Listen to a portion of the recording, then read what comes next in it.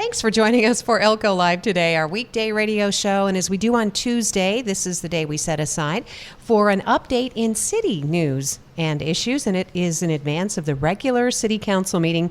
That'll open up 4 o'clock this afternoon in council chambers. And as always, anybody who's interested in any of these issues, you can be at the meeting in person, you can follow along online, or of course, hopefully get all the information you need here on this program today. So we're pleased to feature Jan Baum, our Elko City Manager. Jan, and thank you for being here as usual. We appreciate Jan being here in studio today, and you brought with you the airport manager today. Yes, Jim Foster is with us today, and thank you for having us. We appreciate, again, the update. There's some exciting news that we're going to share from the Elko Regional Airport, a special event that's coming up, and just some really good tips to share, especially for people planning their summer travel. But first, we'll kind of get an update from you, Jan, if you wouldn't mind, about some of the recent happenings during the earlier June meeting of the council. The board did consider and approve a modernization plan going forward for water and sewer services, primarily water, right? Yes, this is for the water modernization plan, and council earlier this spring approved going forward with water modernization throughout the city.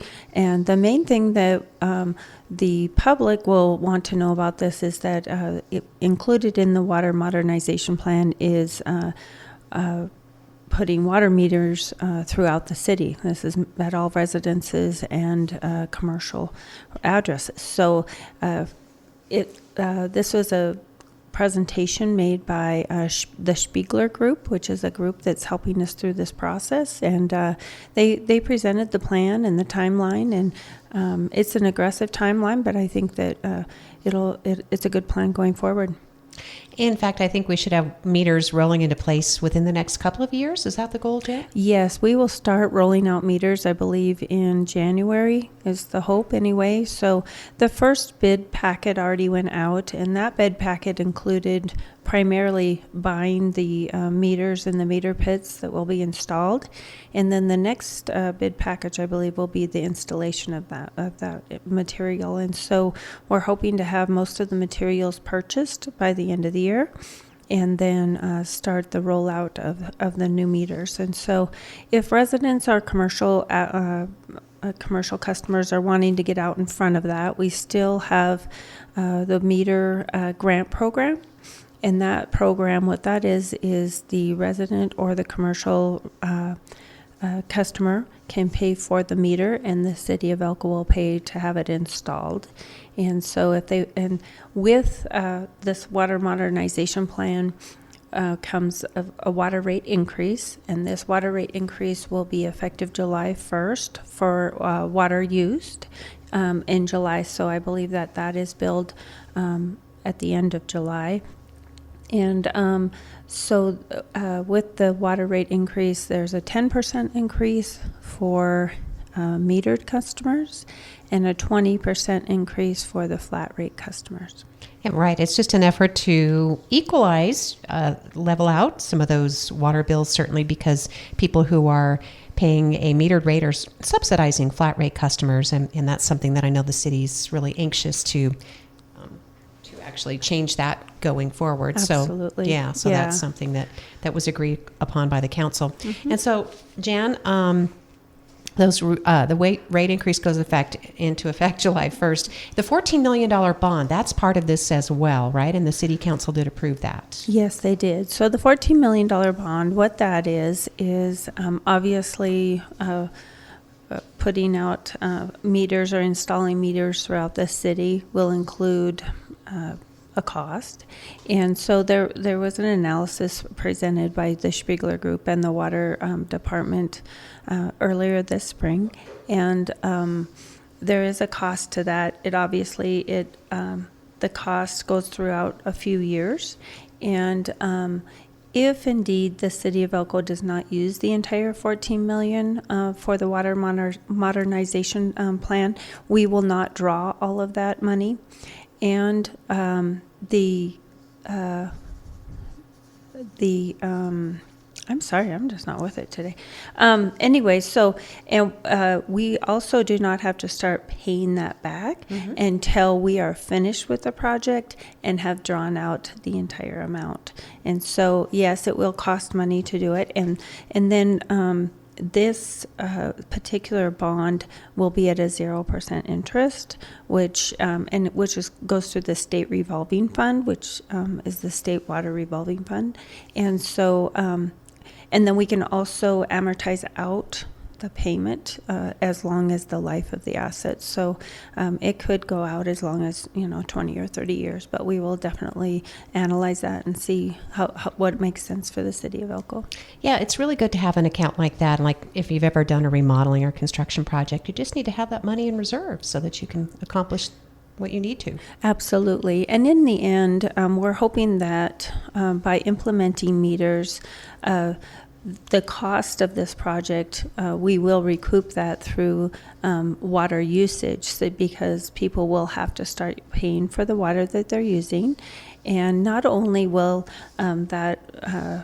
those fees on people who are using a lot of water go up, but we are hopeful that there will be some conservation go on. And through this conservation, we believe that the pumping costs for our wells will go down considerably, because currently in the summer we run all of our wells 24/7, which is a lot of cost. And so we're just hoping that throughout this entire modernization plan that it'll be a positive outcome for the city water system as a whole. Thanks, Jan, for the update. Again, we'll have our water officials come back on too, probably in July, because there are a lot of moving parts to this, and Dale and his crew, I know, are anxious to get the word out about how we can participate and make this as seamless as possible. So absolutely, you're right. There's a lot to it, and there will be some interruption to residents, especially the residents that have to have a water pit as well as a water meter. And so, we want to make this as painless for them as possible. All right, Jan Baum is our city manager. Jan, we can come back to any outstanding agenda items. We do want to remind people there's a meeting this afternoon at 4:00 today. There are a lot of issues on the agenda today, but I didn't know if you wanted to mention anything in particular in advance of the meeting. We can certainly shift over to Jim and then give you a chance to look it over and see if there's I think that's a great idea. Yeah. Right. So I think just two of the biggest items on there. We're kicking off two more of our ARPA water projects, and so that's exciting to get those going. And one of those is the Ericart Boulevard Road Connector Road and water line, and the other one is Elko Mountain. So we're excited to get those going, and the other two one of them is totally finished, and one of them is finishing up as we speak. I want to say it'll be finished any minute. So we're moving along on the ARPA projects. Finished any minute. Love the sound of that. So thank you, Jan, for the You're update. welcome. And again, Thank that's you. just great planning and a really good use of an infusion of money that came from the federal government as a result of the global pandemic. So with that, we're going to shift over and we're going to put, that was my microphone. We're going to put you to work here, Jim. Thank you so much for coming in on the program today. And we appreciate Jim Foster as our Elko Regional Airport Manager. And things are looking good. We heard from Jan during the show last month that employments are healthy at the airport. Is that still the case? Yes, it is. The employment numbers that we're seeing a significant growth, and we're getting back to the pre-COVID numbers. And so we like to see that. It's important. The employments are part of our AIP, our Airport Improvement Program, through the FAA, and the allocated money that we get. For example, we have a large construction project coming up this summer, and that's going to be one of those AIP funded projects through the FAA where we're getting about a $4 million grant for that project, and it's all due to not only some other funding but those employment numbers, and that's why it's important for our community to use our air service. The employment numbers, again, it's that is the number of people who are either leaving, basically coming and going from the Elko Regional Airport, correct? So those are the numbers of the people that are leaving, that are getting they're in planing here in Elko and going to their destination. And those are the important numbers. The other ones that we have are the deplanements. So those are the total people that come through our terminal. So those are the people that are coming back to Elko, and equally important, but the enplanement data for us is far superior. That's where the trip originates, and that's hence tied to some of those federal dollars that we get in the grants, millions upon millions, certainly over the life of the airport, Jim, and contributing to this beautiful terminal that we have, the airport terminal, and just a really nice facility that you're able to maintain, and we appreciate that. So, employments, good numbers. And so going forward, will the construction project interrupt any of our commercial or general aviation traffic? It will not. The way that we've designed that project is to accommodate our commercial air service, and we're going to be doing it in phases. So one phase will have a section of the terminal ramp closed. We'll keep the other section open. Actually just had a meeting with our local provider this morning to discuss the phasing of that project, but there will be no adverse effects to the operation. The only thing there for a little while will be the use of our jet bridge. Unfortunately, they won't be able to use it for a time period during this project, but it's a slight thing for us, knowing that the final outcome of this project is going to give us an amazing ramp for many, many years to come. It's a multi-million-dollar project, Jim? Yeah, roughly about $4.9 million. Okay. And the city has to contribute how much of that? So it's a 6.25% is our local match for that. So it's about $400,000 that the city contributes to that. There's another little added expense for this is there's rules that the FAA won't pay for stuff within a certain footage from terminals or hangars. So there is a part of it is going to be funded by the Elko Airport to complete this project as well. And that's our Schedule 2 part of that project, and it's a non-federal. So that'll add an additional $300,000. So the total for the city is about $750,000 to complete this project.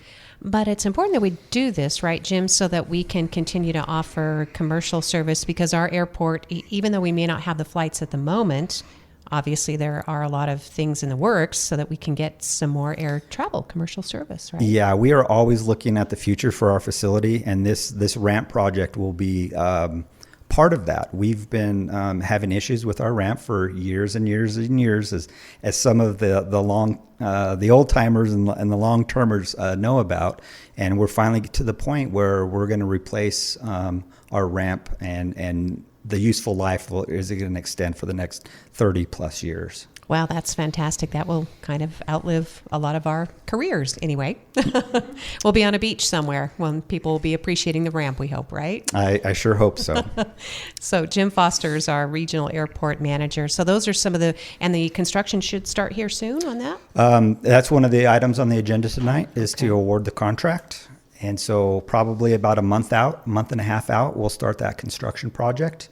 One of the things in the meantime that's a benefit to our community as well is starting July 1st, SkyWest through the Delta Connection we're changing our aircraft out. We used to fly the CRJ 200, which was the 50-seat aircraft. They changed that in December to the CRJ 900, which is the 76-seat aircraft. So that's the one we've been operating with since December. So starting July 1st, though, SkyWest is coming out with a kind of a new type of aircraft, and it's called the CRJ 550. And what that is the shell of the CRJ 700. They're removing seats, and they're making basically a 50-seat aircraft with updated accommodations for our traveling public. One of additional legroom. There's going to be the dual class, so it's going to have something that we're familiar with our current aircraft is the first class and the Comfort Plus and the coach. And so that's going to continue with this new aircraft. There's going to be a lot more baggage room for larger bags. So sometimes when you go through security screening and you go to the gate, they say, hey, that bag's a little too small. We got to check that at the door. That won't be the option now. We have larger bins, overhead bins, and additional storage because they're basically removing 26 seats out of that aircraft. And so it's going to be a really nice aircraft for our community. I think that the 50-seat aircraft is a really great option for us, and we were excited for the new one to come in, and we're kind of bummed losing that 50-seater. So a lot of the stuff we do, not only the emplanement part of it, but load factors are important. And load factors and the historical data for load factors can be used to entice additional air service coming into Elko when we can prove that our community will be here to support that commercial operation. That is all fantastic news. So that's more of a right-sized aircraft for the kind of air travel that we're currently seeing, but it can also encourage or inspire future growth. I think what we're all looking for, Jim, and you can update us if there's anything, because we're in between legislative sessions. It is an election year. This is an issue for us, and that is interstate travel, being able to fly between Elko and our major cities within Nevada, or even connecting rural communities would be important. And hence we have the Flight Alliance of Northeast Nevada, right? So that's still an ongoing process, and Jan can kind of explain that a little bit more in detail than I can. But with the upcoming legislative session, I'll probably be back asking for money for the Air Service Development Commission that was approved through the state of Nevada through NRS over the course of the last 12 to 16 years is something that we've been working on, and we're going to continue that fight to help that. And I've said it before when I came on, I believe, we want to create that triangle. We want to create that Elko to Reno connection, and we want to create that Elko to Las Vegas connection.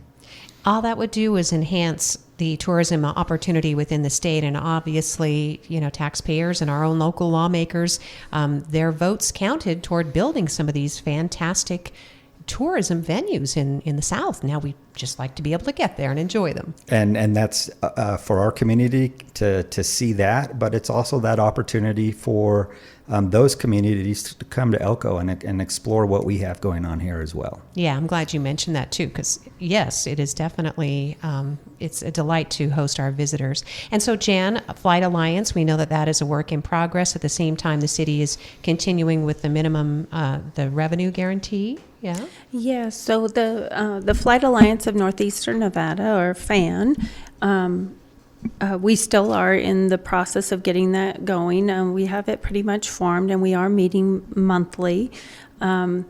Actually, that organization currently is paying the MRG, which is the minimum revenue guarantee for in order for SkyWest to come. And the mission of that organization, I'm not going to say it exactly, but really will be to bring together private and public organizations to not only maintain, but trying to expand accessible commercial air service into Elko Regional Airport. And so that will be our mission, and we will be doing a lot of education in the community in July and August, educating the community on exactly what the organization, what our purpose is, and if members of the public or private industry would like to be members of the organization and believe in that same mission, we'll for sure be happy to have them join us. So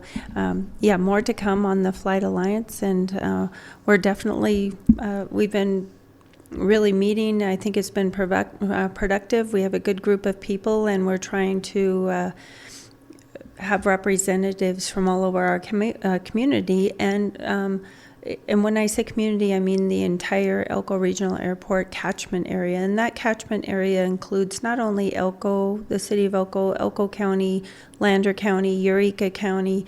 We have a really large outreach. And so it's important for all of those communities to maintain commercial air service for a lot of reasons: healthcare, education, economic development, of course, the mining industry, and just a lot of different reasons. And I'm not really prepared, but I think it's we really need this organization. Well, Jan, thank you. And definitely don't sell yourself short. You do just fine. And you are juggling a lot of different things. And obviously, council meets this afternoon in regular session. And Jim, you know how important this is. This is the funding mechanism, if you will, that Flight Alliance, so that we can have our regional partners and our industry partners come to the table and then go to the legislature talking about the buy-in and how important this is. I mean, this is a community of, above average industry, and we have certainly more than an average amount of wealth that's generated in this community as well. So we need this service. Yeah, commercial air service is very important to our community, and as Jan mentioned, that catchment area for some of those items that she mentioned, and also just offering that service and making it friendly, family affordable as well. And it just takes time when things happen in the airline industry. So Fly Elko, that's the website to go and start pricing out those vacations, right? Is it Fly Elko Nevada? FlyElkoNevada.com is our local website. And that'll get you connected over to Delta.com. But go to our website first and get the likes there. All right. Oh, yeah. Go to the Elko Regional Airport. Go to FlyElkoNevada.com and start. Again, you can be surprised. Some of those connecting flights make it all. And it's just so much more convenient. You don't have to worry about parking, especially if you're taking an extended vacation. So it's kind of door to door. It's neat. And you don't have the hassle. Getting on the TSA service from Elko Airport is just so easy, Jim. Yeah. That's what's nice about having a small rural commercial service airport, are those amenities that we can offer where you're not in line for 2 hours and you can show up an hour before at our facility and be able to get on your aircraft. And that's important. Even having that service is the correct flight times is to get you over to Salt Lake to make those connections properly and even getting you back into Elko at a reasonable time. Jim Foster is our Elko Regional Airport Manager, and it's great to have you in studio on behalf of the city because, Jim, since the last time we talked, I know that these construction projects are really exciting, but I want to make sure we're getting to all of the issues you were hoping to bring today to our attention. Yeah, one of the other important things that we're working on currently is through the National EMS Memorial Service. Is an organization that represents fallen EMS providers throughout the nation.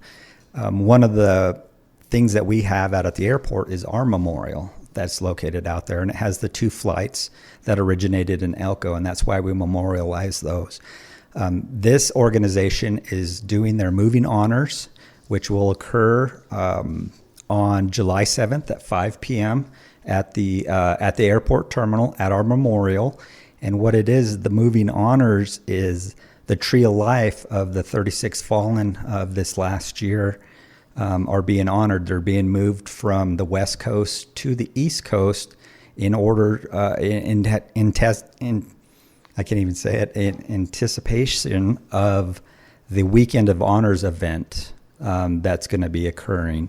And so it's of utmost importance to honor those that we have lost through the EMS service.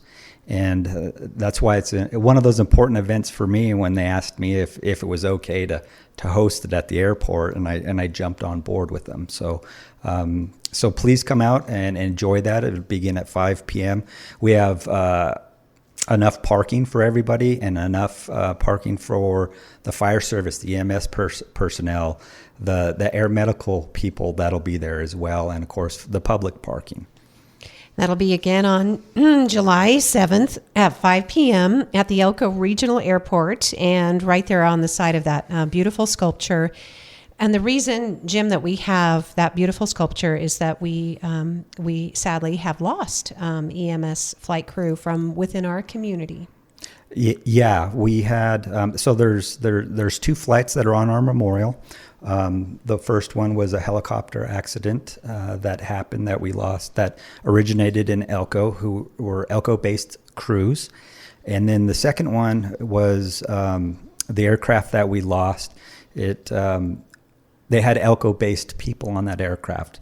They were their base was Ely, Nevada at that time period, but they were in Elko picking up a patient. And so we lost our community members from both of those crashes. And that was one of the significant importance that we felt at the time when we created that memorial, was to do something to get that, never forget type of situation. So yeah, it's one of those things. And I've actually attended the National EMS Memorial Service Weekend of Honors, and at the time it was in DC. And it is an amazing event, and it's truly inspirational. Even after all these years, still being able to help out, to get the butterflies when I sit in those meetings now again, because of the significance not only personally to me, but to our community. Jim Foster, Jim, your fiance was doing what she loved, absolutely loved, right? And she. Yeah, that was her life goal, was to become a flight nurse. So that was what was important to us at the time, and it's one of those things that we continue to honor that as well. And small things like this, like it might not mean much, but this wall is traveling. It's the first time that it's going to be traveling through Elko. It's going to make a stop in Reno, make a stop in Elko, and make a stop in Salt Lake City on its way to Virginia. So this will be a chance to remember and to pay honor and tribute. And going through COVID, Jim, I think a lot of us kind of had some delayed, time to reflect on some of these memories and some of these people. And now that we're getting through that global pandemic and realizing the things that we've lost, as well as the things that we still have to hang on to, I think it kind of reopens some of those memories for us. I mean, I think that's fair to say. This would be a good opportunity to come together. Oh, absolutely. I know that on my side of it, it definitely has already. And it's been a good thing as well, because, over a course of time, things do fade. But this is one of those things that doesn't. And that's why we have that memorial out there. And that's why we have the National EMS Memorial Service doing things like this to provide that for those EMS providers. The EMS side of things, they don't have a national monument. They don't have anything like the police department has or the fire department has. So there's an ongoing effort to get a national place built for them. Congress has already passed a bill to allow them to build in D.C. at some point. We still just need to get there so we have a permanent home for things like this. All right, Jim, thank you so much for your effort in, of course, keeping our love and memories alive, and also reminding us that not only did these people give their lives, that people continue to get into the aircraft, and they fly every single day, and they do it because they're saving lives.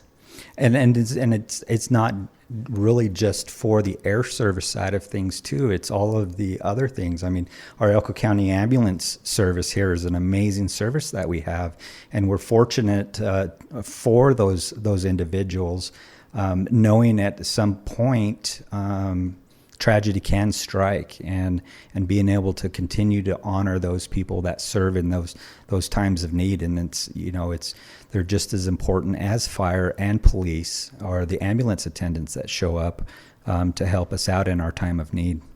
Jim, thank you so much. We are so fortunate to have you not only in a professional capacity as our airport manager, but truly, what a kind person you are. And we're just so happy that you're continuing to involve yourself in this mission, and to make sure that we remember, and that we are aware, and that we care for one another going forward. So thank you, Jim. I appreciate the kind words. Thank you. Oh. Well, Jan, I guess we'll let you kind of close out today's program in advance of the regular council meeting, and I hope that I hope there's no parking available on July 7th. I hope everybody comes out. I agree, and honestly, that's what I wanted to add to is if anybody hasn't been to the Elko Regional Airport to see the monument that is in front of it, it's absolutely beautiful, and it's just a great representation of the heroes that have given their lives for our safety, and so if it's a great opportunity, come out to the Elko Regional Airport on July 7th and join the community to support and celebrate these heroes. Thank you so much, Jan. Council will meet in regular session at 4 o'clock today. We'll be reminding listeners about that July 7th. It's a Sunday, 5 p.m., and it will be to commemorate those who gave their lives and also to support the National EMS Memorial Honors Tree of Life Traveling Wall as it's headed to Arlington. It's making a stop right here in our community. So thank you so much, Jan, and we'll see everybody at council, I guess, this afternoon. Yeah, we'll be there, and if anybody wants to join us, as always, like you had mentioned, you can come in person at the Elko City Hall, or you can always join us on elkocity.com. Thank you, Jan. We'll get updated in the next week or so on how hiring's going for city clerk, and there's still a laundry list of stuff. You guys are busy. Yeah, we have a lot going. Thank you, listeners, for joining us for today's update here on Elko Live on KELK.